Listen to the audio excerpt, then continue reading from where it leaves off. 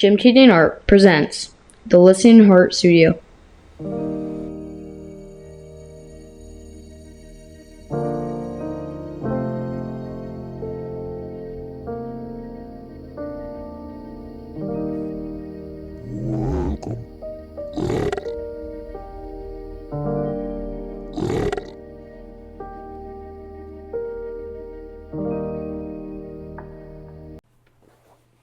Hi, this is Jim. Welcome to the Listening Heart Studio. Today I wanted to talk a little bit about my process in creating a children's book. Not that I'm an expert or anything, but I know a little bit about it. Enough to maybe help you along your journey in creating your own children's book. But wanted to show you a little bit about where I start and how I get to the finished page. So let me show you an example of a page from my sketchbook, and here's just an idea of how I start out, and it's messy. And there's not a whole lot to go on. It's just me getting ideas down and getting a feel for maybe the image I want to put in or the images for the page. And when I get a really solid idea of I want to see this image on the page because this text needs that particular image, or I'm going to tell more story with my art than I am with the text right now. And it's stuff like that I consider as I'm thinking about the illustrations in the book and the story that I'm trying to tell, and that has a tendency to change a lot, going from just the idea, just the concept, into moving on to finishing the page. And there's so many things that will influence your design as you're making even just a single page in the book. One of the things I have to tell you, though, is get your story down and write it all down and make sure you're sticking to that. You're going to stick to that story, because if you don't, your project will never be finished. I mean, and that's kind of a good thing. You have a lot more story to tell. That's great. But right now, the story you're telling is probably long enough to fill a book, and probably long enough to keep an illustrator busy for a while. So do yourself a favor, stick to the story that you have written. If you, like me, and this happened to me just the other day, in the middle of the story, I have this great idea, and somehow I'm going to fit it into this book that I've already got packed with information. So I'm sitting out and having coffee and thinking about this, really brilliant idea that has to go in the book, because that's how you feel about it at the time. God, this is so good. Everybody's got to, see this. So this is, something that, I've already got the Listening Heart completed. I'm just working on the illustrations. I really can't fit any more story into the book, but maybe one more page. Nah. So, stick to your story. But, so let me finish that thought. I am going to add to the Listening Heart, but I'm going to I'm going to make a really short video where there is a part of the book where Emma's going around her apartment building, and she is asking neighbors about the mysterious noise coming from the basement. And she goes in and talks to a woman who may or may not actually know about the noise. And there's a lot of mystery and magic involved in what she's and backstory in what she tells Emma about what she thinks the machine is, which she may or may not know exactly what the machine is. But she is she is influencing Emma, but I thought the backstory that was invented there at that moment, when I was just thinking about the book really has no other story than, the story that I'm telling until that point. And I got super excited and I was like, oh, wow, this really has to be in the book. But if I did that, the book would never be finished. So, on I go with just making the book, just working with what I have for the book. And it's going to take me a while just to finish that. And I'm really hoping that May 25th is going to be the release of the book. Hopefully, I will have generated enough money, enough income to get it published on paper and not just digital, because I really, really want to see it on paper in book format. But anyway, so I showed you the little bit of my sketchbook. And so now here's how I work it up in the computer. I just start off, I have my text. I know what this page is going to say. These are this is the text, and it has to fit on these two pages, and the images have to work with the text. So it's text and context, and the aesthetics of both. So I'm working, because I want each page that you open, I want both pages. So that's called a spread or a splash page. So I want both pages to work equally well together. So they're facing one another. When you open up the book, I want those pages to work as a full composition, so that when you lay them out, it's, you're looking at something that's happening in, the format that I have the book in is, what is it? 10 by 7. So I want it to be, a 20-inch by 7-inch picture for each time, for each of the pages. So my compositions are working with 2 pages instead of 1. But this, it doesn't matter what I'm going to tell you, it still affects 1 page. So what you have to remember too is your text is aesthetically, it's also an object. It's also going to add weight to your picture. And so if you're going by any of the standards that artists use when you're doing a painting or making just an illustration, and not worrying about text, you want to leave your empty space to to pull the viewer in. You want to use geometry to keep your viewer involved in the work that you've made, and you want to keep it really interesting. But also, when you're adding text, you're also adding something that the viewer is going to have to look at. So you want to be aware of that. So in having the unique ability to have the text and be able to change it if I want to, and put it on the page, I can think about the shape of the text where I'm going to have it on the page, and I can also think about the weight of the page, how much weight my illustration is going to carry. By that I mean how dark is it going to be? Is it going to be just a single character on a page, or is it going to be really involved? Is there going to be a lot of stuff to look at? Maybe I should think about moving some of the text over to the next page where there's not as much going on, and the text isn't going to be a huge distraction for what's happening in the picture. So these are things to consider. But here, I'm just working up the idea. I know I want a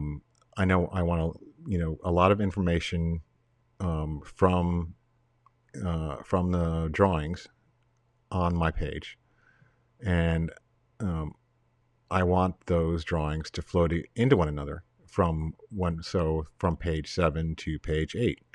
I want them to work together. So I'm just going to use some geometry that I like. I like using angles and like pulling the viewer into a space, so that you become involved in it, and it's even though it can be magical or mystical or something you've never seen before, you know geometry, and you're comfortable in a weird way, just being able to recognize that.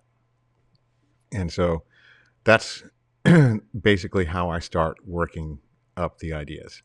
Once I'm comfortable enough with the basic sketch, then I'll really start to tweak it out, and I'll make sure this video goes a little bit faster, and I'll just play some music and stop talking, because I think it's interesting. I love watching process videos, but you might not. You might just be here to listen to me blab. I hope not, though. Anyway, everything that I do, and I can't emphasize this to you enough, when you are an illustrator, when you're illustrating for anything, I don't care what it is, layers are your friend. I know a lot of artists who just refuse to do it, and they like their work almost like they're working on a 2D canvas, and there's no going back. What's there is there. That's great. I mean, if that's how you work, that's cool. But I like, especially when I'm doing illustration and not painting, I like to be able to move my composition around, and my shapes, and put them in different places. So even when I start with my sketch stays. It becomes sketch 1, and then I go over and make a new layer, and I'll sketch on top of that and refine it. And then when I'm happy with that, I'm like, all right, well, that's where I want to be, and now it's time to go in and do the finishing projects. But I'll leave that as well, and I'll turn off the first layer because I don't need that sketch anymore. And once I get the the third layer, which is going to be my final layer, I hope, that's that's something that I'll keep the layer below it, and then I'll turn it off when I'm finished. The reason I do that is, even when I'm done with when I'm on layer 3 and I think it's done, I'll look at it in the composition and I'll go, man, that was such a great sketch. Why does it feel like this looks like crap now?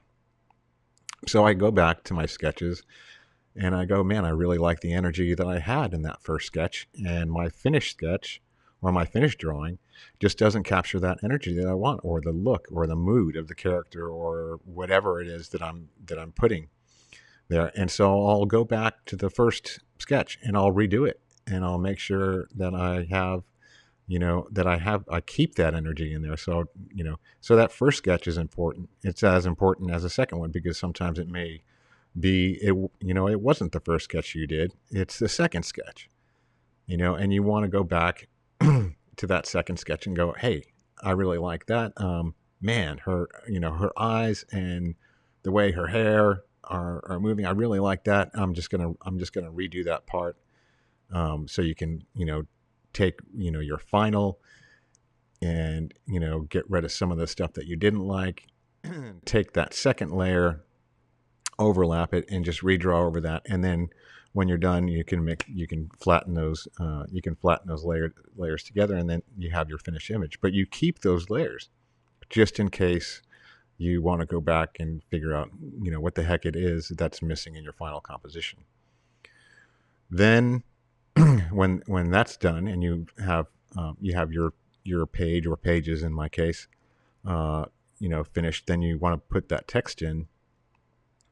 You lay that text in, and one of the cool things about working on this in Photoshop, and later on in InDesign, is that you have the ability to make your text fit in a shape. So you can make a shape with your pen tool, and like I'm going to show you right here. So you just make shape, and it can be any shape, and it will go. You go in, and then you take your text button. So you hit the T on your Photoshop tools, and then go into your shape, and you click on there, and your text cursor will show a circle around it when you're inside of a shape, and that's where you want to begin your typing. And so everything you type from there on out will stay in that shape. And once you're done typing in that shape, you can actually delete it. You can get rid of it, and then your text will also retain that shape, and you can move that shape around with your white arrow selection tool. So you just go and click on any of the boxes,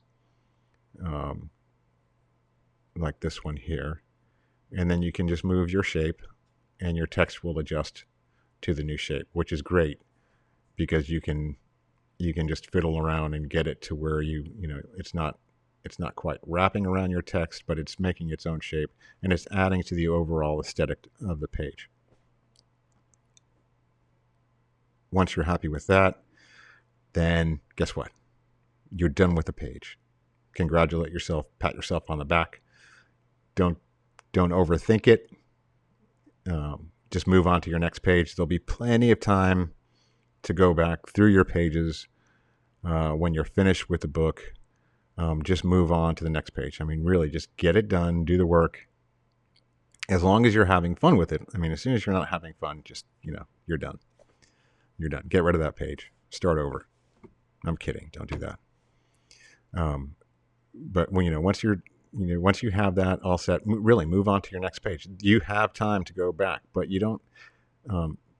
What you really want to do is get all your pages as finished as you can until the book. You can look at the book and go, okay. You can feel like you're finishing up a good read and going, wow, what am I going to do next? Well, next you're going to go back to the beginning of the book, and you're going to start to see stuff that's that you don't like, that doesn't make sense, and you can have somebody else critique your writing and your artwork, and make sure you trust them though, and because sometimes getting critiqued is the hardest thing, it's because you go back and you start to doubt yourself, and you start to doubt your work, and you don't want to do that because it's just tough. So you have to have a lot of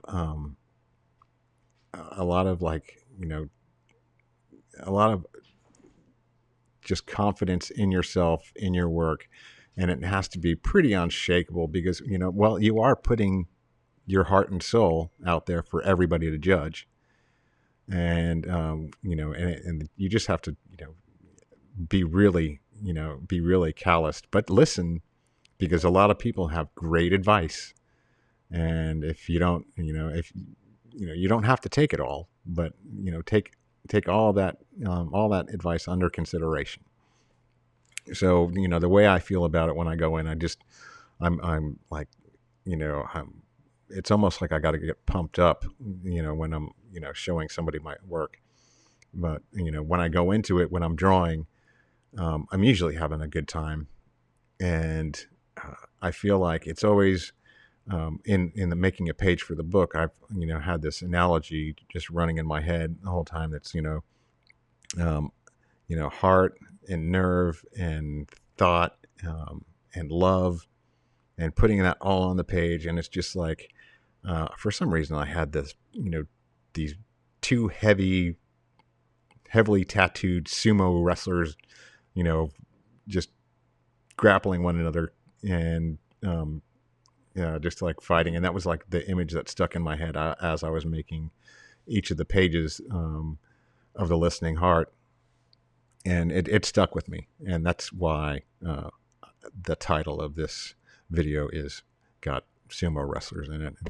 And I wish I could explain why. I don't know why. It just was a funny image. It made me smile, and it gave me a lot of energy, and the courage to keep going, and know that I'm going to finish the book regardless of whether or not it's a smash hit or it turns into a movie. I don't know. I can't think about that right now because it just it adds pressure, and it adds a whole lot of expectation that I shouldn't have for the piece of art that I'm making right now. So that's the other thing, is just make it. You know it's yours. Everything that you put into it is going to translate to the viewer when it's done. As long as you aren't doing it for, if you're just doing it to make money, it's probably going to show. But if you're comfortable with that, that's fine. I'm not. But when it's when it's all said and done, and you can feel good about yourself, and you can feel good that you put something out into the world that's it's going to make it a better world. It's going to leave maybe a positive influence somewhere on someone, and you can consider that part of your legacy, and that's important. That's important. It should be important to you, because it's a really cool thing. It's a really cool thing to be able to do, and I realize I'm blessed, and when it comes to my gift of being able to draw, and how many people just don't have that ability. And it took me years and years to realize that hey, this being able to draw, it's not a curse. It's like it is a good thing. But it wasn't until my late 20s when I started going, hey, not everybody can do this. Because I used to think, man, you can do anything as long as you put your mind to it. Because my grandfather always told me, that was his mantra. You can do anything you put your mind to. And man, he could. But, I didn't really, my mind was set on what I wanted to do the rest of my life. I knew I wanted to draw. I knew I wanted to paint. There wasn't really a whole lot of questions. From the time I was a kid, I didn't have any aspirations of being a fireman. Astronaut was always there. Because who doesn't want to go to space at one point in their life? I'm sure there's a lot of people, but anyway. So it was astronaut and artist. That was pretty much what I wanted to do. But I think I accomplished both. Not actually quite going into space, but traveling through not through a physical space, but through this ethereal imagination, and it's it's fun. But anyway, that's about what I got for you now. Just wanted to give you guys an idea of my process, and talk to you a little bit of having that courage in yourself to finish your project, or even just to start it, because it's hard. It's like looking at that blank page; it can stare you down. But remember, you have to define that page. Don't let it define you. It's just like life. Because what's the saying? Either you define the moment or the moment defines you. Something like that. Maybe I heard that in a Marvel movie. I don't know. But anyway, it's true. So anyway, get to work, guys, and have fun while you're doing it. And I can't wait to see what you make.